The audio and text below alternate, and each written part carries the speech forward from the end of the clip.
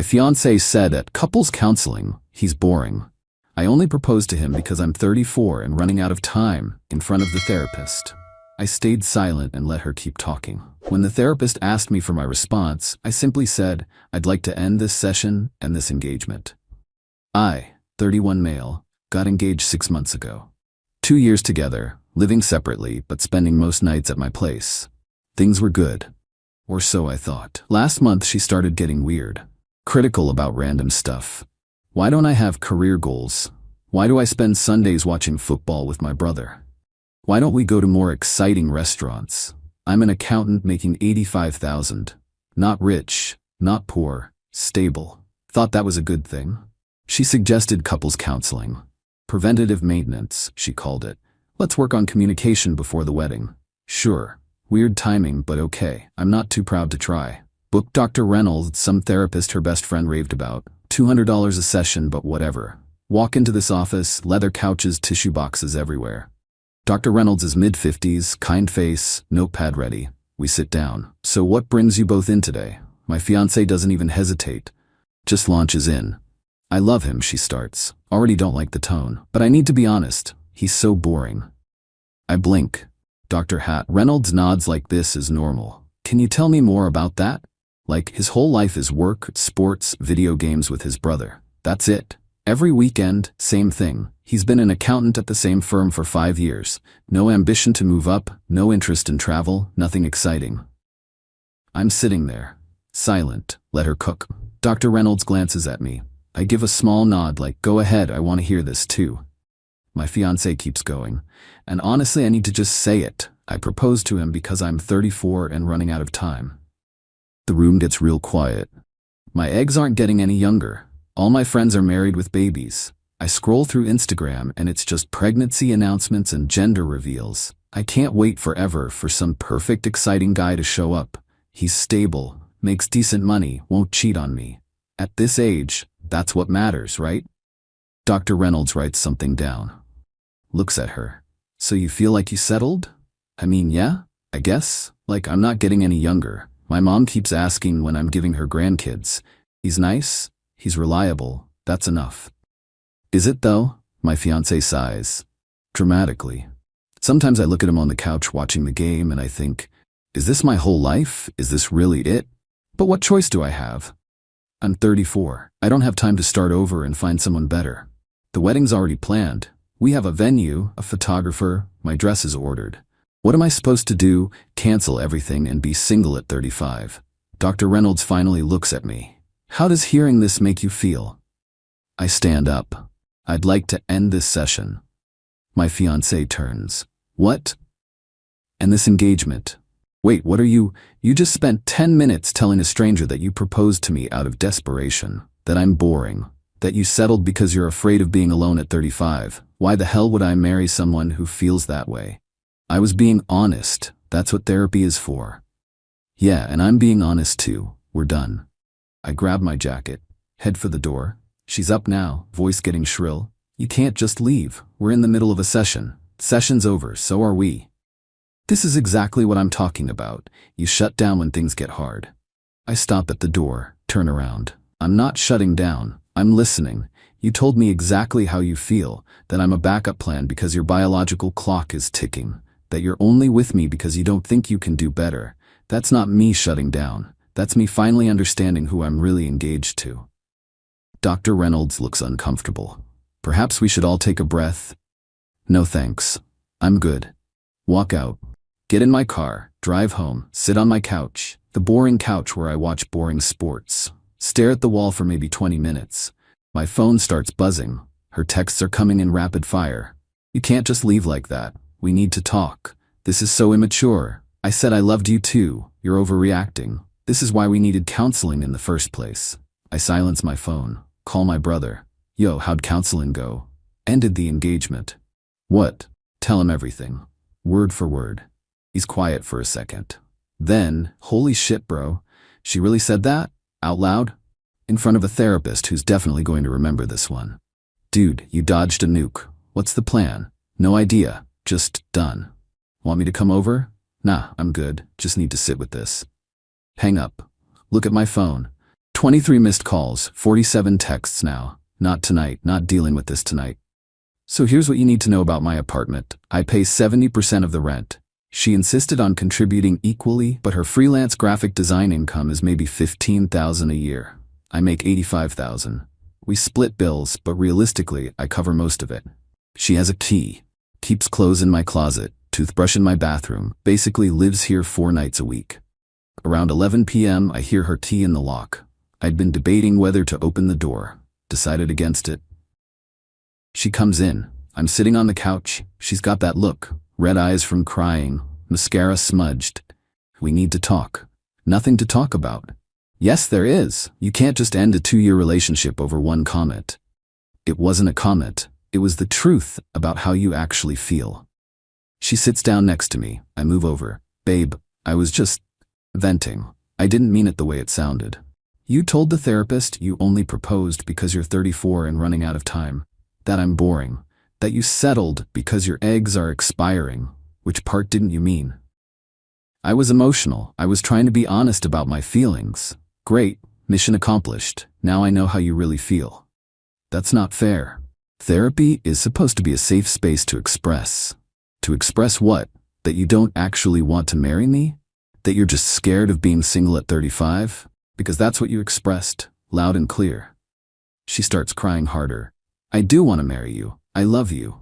No, you love the idea of being married before your ovaries pack it in. I'm just the guy who happened to be here. That's not true. I stand up. I need you to leave. This is ridiculous. I'm not leaving. We live together. No, we don't. I live here. You sleep here sometimes. There's a difference. And now you don't even do that anymore. Give me your key. What? Your key? Give it to me. No, this is my home too. Actually, it's not. Your name's not on the lease. You don't pay rent. You contribute maybe $300 a month for groceries. This is my apartment. Key. Now. She's looking at me like she doesn't recognize me. You're being so cold right now. This isn't like you. What did you expect? That I'd just pretend you didn't say all that? That I'd marry you anyway and spend the rest of my life wondering if you secretly resent me for being boring? Silence. T. She fumbles with her keyring. Throws the key at me. It bounces off my chest. Fine, fine, you want to throw away everything over nothing? Go ahead, but don't come crying to me when you realize you made a huge mistake. She grabs her purse, storms out, slams the door so hard my neighbor probably felt it. I pick up the key from the floor, put it on the counter. My phone rings. Her mom. Don't answer. She leaves a voicemail. I listen to it the next morning. You need to fix this. My daughter is devastated. I don't know what happened at that appointment, but she's saying you just walked out. That's not how adults handle problems. You call me back and we figure this out. Delete. Morning comes. I call a locksmith. Explain the situation briefly. Ex-girlfriend. Need the locks changed. Say no more. I can be there this afternoon, $180. Perfect. Go to work. Try to focus on spreadsheets. Can't. My phone keeps buzzing. Her best friend now. Answer on the 3rd call. What? What do you mean, what? She's devastated. She told me you ended the engagement over nothing. Over nothing? Is that what she said? She said she was honest in therapy and you freaked out. Did she tell you what she said? That she had some concerns about the relationship. She told the therapist she only proposed to me because she's 34 and panicking about her biological clock. That I'm boring, that she settled because she doesn't think she can find anyone better before she's too old. Those were her concerns. Silence. She didn't tell me that part. Yeah, figures. So no, I didn't freak out over nothing. I ended things after finding out my fiancée doesn't actually want to marry me. She just wants to marry anyone before her eggs expire. I mean, she's under a lot of pressure. Her mom keeps asking about grandkids. All her friends are pregnant. Not my problem anymore. You're really gonna throw away 2 years because she's scared? I'm ending it because she admitted she settled. Big difference. Don't call me again. Hang up. Block the number. Locksmith comes at 2 p.m. New deadbolt, new knob. Hands me 2 keys. There you go. Ex-girlfriend's officially locked out. Music to my ears. That evening, I start packing her stuff. She's got a surprising amount of crap here. Clothes, makeup, books, kitchen gadgets. That expensive KitchenAid mixer she bought and used twice, then I used every weekend for the past year. Pile it all by the door. Text her from my phone, haven't blocked her yet. Figured I need one line of communication for logistics. Your stuff is packed. Pick it up this weekend. Saturday between 10 to 12, you and one person. No drama.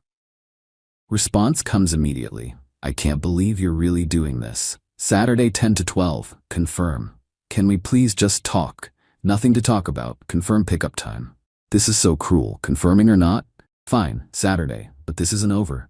It is. See you Saturday. Now I wait. Saturday morning 9:45 a.m. I'm ready. Her stuff is boxed up, piled by the door. I've already decided she's not coming inside beyond the entryway. 10:02 a.m. Knock on the door. Open it. It's her, her mom, and her best friend. Great, an entourage. Hey, she says quietly, eyes all red and puffy. Hey, here's your stuff. I gesture to the boxes. Her mom pushes forward. We need to talk about this. No, we don't. We need to load boxes and leave. You can't just throw away a relationship like this over one comment. Not one comment. An entire confession about how she settled for me because she's aging out. But sure, let's call it one comment. Her best friend jumps in. She was vulnerable and scared. You're supposed to support her, not punish her. Support her settling for me? Hard pass? My ex finally speaks up. Where's the KitchenAid mixer? I point to my kitchen counter where it sits. That's mine. I bought that. With money I gave you for your birthday, and I'm the one who actually uses it. It stays. Her mom's face is turning red. This is petty. You're being petty. Probably, don't care. My ex starts going through boxes, checking things. Then she notices something. Where's the ring? Oh boy, here we go. What ring? Don't play dumb. The engagement ring. Where is it? In my safe. I want it back. I actually laugh. Can't help it. You want the ring back? Yes, it's worth like $4,000. Which I spent on a ring for a woman who loved me. Turns out that woman doesn't exist. So no, you can't have it back. That's theft. Actually, it's not. When an engagement ends because you admitted you settled out of desperation, the person who purchased the ring keeps it. That's how this works. Her best friend is already Googling on her phone. Her face falls. He's technically right. In most states, the ring goes back to the buyer if the engagement is broken. My ex's jaw drops. You can't be serious. That's my ring. Was your ring. Now it's just a $4,200 mistake I made. But hey, at least I found out before the wedding. Her mom is fuming. This is unbelievable. You're stealing from my daughter. Your daughter told a therapist she only wants to marry me because her biological clock is ticking and she's desperate. I think I'm entitled to keep the ring I bought for what I thought was a real relationship. My ex starts crying. Again. I can't believe you're doing this. After everything we've been through. Everything like what? You lying about your feelings? Pretending you actually wanted to marry me when really you just wanted to marry anyone before 35? She doesn't answer. Take your stuff, leave. They load up the boxes. 30 minutes of back and forth to their car. I stand in the doorway the whole time, making sure nobody goes past the entryway. When they're done, my ex turns back one more time. You're going to regret this. When you're 40 and alone, you're going to regret letting me go. I'll take my chances. I could have had anyone. I chose you. Yeah, because you were desperate and running out of time. You said that yourself, not exactly flattering. Her mom grabs her arm. Come on, honey. He's not worth it. They leave. Finally. Close the door. Lock it. With my new locks that her key doesn't fit, my phone buzzes. My brother. How'd it go? About as bad as expected. She wanted the ring back. Please tell me you didn't give it to her. Hell no. Told her it stays with me. That's my boy. Beer later? Yeah. I need a beer. Thought it was over. It wasn't even close to over. Monday morning I'm at work. Get called into HR. My boss is there too, looking confused. The HR director, this woman in her 50s, has a folder in front of her. We received a complaint about you over the weekend. A complaint? Yes. An anonymous complaint claiming you've been harassing a woman, sending threatening messages, and creating a hostile environment. My brain immediately goes there. My ex-fiancée. Excuse me? I ended my engagement last week. She's been blowing up my phone. I haven't contacted her at all except to arrange for her to pick up her belongings from my apartment. My boss speaks up. Wait, this is about a relationship issue? Apparently. The HR director looks skeptical. Can you prove you haven't been contacting her? Pull out my phone. Show them my messages. The only texts to her are about picking up her stuff. Show them my call log. 0 calls to her number. Show them my blocked numbers list. I haven't contacted her. She's the one who won't leave me alone. The HR director makes some notes. Okay, we'll investigate this fully, but based on what I'm seeing, this appears to be a false complaint. If anything else happens, please document it and let us know immediately. Will do. Walk out. My boss follows me. You good? Yeah, just dealing with a crazy ex. Been there. Let me know if you need anything. I'm fuming now. She tried to mess with my job. Because I wouldn't give her back a ring she didn't deserve. That night, I get a text from an unknown number. This is her best friend. You need to give her back that ring. She's planning to take you to small claims court. I screenshot this. Then reply, good luck with that. The ring stays with me. Stop contacting me or I'll file for harassment. You're such an asshole. Block. 2 days later, I actually get a letter in the mail. From a lawyer. Or someone claiming to be a lawyer. The letterhead looks like it was made in Microsoft Word, and there's literally a coffee stain on page 2. The letter demands return of engagement ring, $4,000 value, return of KitchenAid mixer, $350 value, payment for emotional distress, $1,500, payment for counseling costs incurred due to your actions, $300. Total demanded $6,150. I take a photo of this letter and text it to my cousin, who's a paralegal. She calls me laughing. This is the worst demand letter I've ever seen. Where'd she find this lawyer? A cereal box. So I don't need to worry? Hell no. First, the ring is yours. She admitted the engagement ended because she settled out of desperation. You're keeping it. Second, a KitchenAid mixer? They'd have to prove ownership. Third, emotional distress?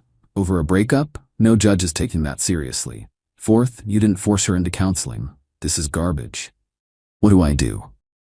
Ignore it. If they actually file in small claims, call me. But this is just a scare tactic from a lawyer she probably paid $200 to send a threatening letter. Feel better. But also done playing defense. Time to go on offense. Our mutual friends have been asking questions. Her version of events is spreading. He abandoned me during a vulnerable therapy moment. He's cruel and cold. He won't even talk to me. Convenient how she's leaving out the part about settling for me because her eggs are expiring. One of our mutual friends, this guy I've known for 3 years, asks me directly at a weekend barbecue. Dude, what actually happened? She's saying you just bailed during counseling for no reason. That's what she said? Yeah, that she was trying to work on the relationship and you just walked out. Want to know what she actually said? Yeah, man. Your side of this. She told the therapist in front of me that she only proposed because she's 34 and running out of time. That I'm boring. That she settled for me because her biological clock is ticking and she doesn't think she can find anyone better before she's too old. Exact words. His eyes go wide. Holy shit, she said that? Word for word. So yeah, I ended it, right there. Dude, I don't blame you. That's brutal. Word spreads fast. Within days, the narrative shifts. People who'd been sympathetic to her start backing away. A couple friends reach out apologizing for believing her version without hearing mine. Her best friend sends me a nasty message. You're ruining her reputation. She can't date anyone now because you're telling everyone she's desperate. I'm not telling people she's desperate. I'm telling them what she said in therapy. If that makes her look desperate, she should have thought about that before saying it. She'll never forgive you for this. Good. I don't want her forgiveness. I want her to leave me alone. Block. 3 weeks after the breakup, I'm finally starting to feel normal again. The constant texts have stopped. The calls from her family have stopped. The threatening lawyer letters have stopped. Then my doorbell rings. It's 8 p.m. on a Wednesday. Check my phone security camera. It's her. Great. I talk through the camera speaker. What do you want? Please, I just need to talk to you. 5 minutes. No. Please, I need closure. You got closure at Dr. Reynolds' office. This isn't fair. You won't even hear me out. I heard you out plenty. You told me exactly how you feel. Nothing left to say. I made a mistake. Can't you understand that? What mistake? Being honest about how you actually feel? That wasn't a mistake. That was the truth. She starts crying. Sitting down on my doorstep. I'm not leaving until you talk to me. Then I'll call the cops for trespassing. You wouldn't dare. I start dialing. She hears it through the speaker. Fine. Fine. You're such an asshole. She leaves. I watch her walk to her car on the camera. She sits there for 10 minutes, then drives away. My neighbor texts me, your ex seems upset. You need anything? Nah, I'm good. Thanks for checking. Let me know if she becomes a problem. Got your back. The next morning, I make a decision. I take the engagement ring to a jewelry store, the same one I bought it from. I'd like to sell this back. The jeweler, this older guy who remembered me from when I bought it, looks sad. I'm sorry it didn't work out. Me too, but not that sorry. He examines it. I can give you $3,400 for it. Deal. Sold. Done. Gone. Take that money and do something I haven't done in years. Book a vacation. Solo. 1 week at the coast, nice little rental house. Beach access. Quiet. Tell my brother, good for you, man. You deserve it. Yeah, I do. My ex finds out somehow, probably through mutual friends. Sends me a text from yet another new number. You sold my ring? That was mine. You had no right. Wrong number. This is Patrick. Block. Her mom leaves one final voicemail. I hope you're happy. You've destroyed her. She had to cancel the whole wedding. Lost deposits. We spent money on a dress. Everyone thinks she's a joke now. This is all your fault. Delete without listening to the whole thing. Her best friend makes one last attempt. She's really sorry. She wants to try again. She's in therapy now, working on herself. Would you consider couples counseling again? No. We're done. She told me she settled for me. That's not something you come back from. You're heartless. Maybe, but at least I'm not desperate. Block. Final update because people keep asking. It's been about a month and a half since everything exploded. Here's where things landed. I went on that vacation, whole week at the coast. Mornings on the beach, afternoons reading, evenings at local restaurants, trying everything I wanted. Didn't think about her. Didn't think about the wedding. Didn't think about being 31 and single again. Just existed. Came back feeling lighter. Like I'd shed something heavy I didn't know I was carrying. The ring money funded the whole trip with some left over. Bought a new TV with the rest. 65 inches. Beautiful. My ex made one final play about 2 weeks ago. Showed up at a bar where she knew I'd be. Friend's birthday party. She just appeared. Can we talk, please? I looked at her, really looked at her. She'd lost weight, looked tired, stressed. Part of me felt bad. Small part. There's nothing to talk about. I was wrong about everything. I do love you. I do want to marry you, not because of my age, because of you. Nah, what? I said nah. I don't believe you, and even if I did, the damage is done. You told me you settled. That's always going to be in my head now. Every argument, every bad day, I'd wonder if you're thinking, this is what I settled for. I can't live like that. I wouldn't think that. I promise. You already did think that. You said it out loud to a therapist while I was sitting right there. She started crying. Again, always with the crying. So that's it? You're just done? Yeah, I'm done. You should be too. Walked away, went back to my friends, didn't look back. My brother asked later, you good? Yeah, actually, I am. And I meant it. Here's what I realized during that week at the beach. I'm not boring. I'm stable. And there's nothing wrong with that. I like my job. It's not flashy, but it pays well, and I'm good at it.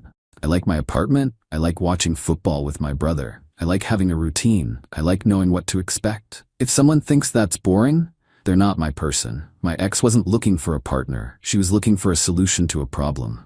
The problem was her age. The solution was any man willing to marry her before 35. I just happened to be convenient. That's not love. That's settling and hid it. The friends who matter stuck around.